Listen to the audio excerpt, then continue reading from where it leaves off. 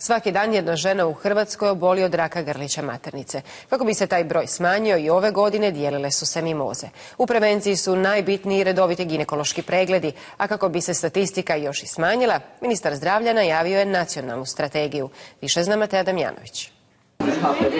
Mimoza kao podsjetnik na važnost prevencije je jedna od najopasnijih bolesti kod žena, raka vrata maternice. Rak vrata maternice je preventabilna bolest. Dakle, jedna od rijetkih zloćudnih bolesti koje se gotovo u potpunosti mogu prevenirati. A zato je važno ići redovito na ginekološke preglede i barem jednom u 3 godine napraviti papa test. Pa idem tako svake 2 godine.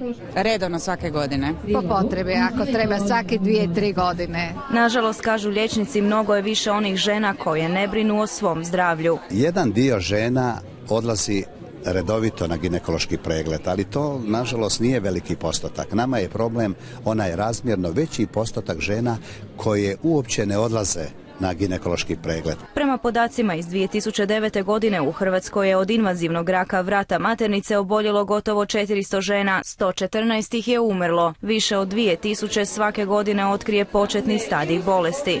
Bravo, svaka čast.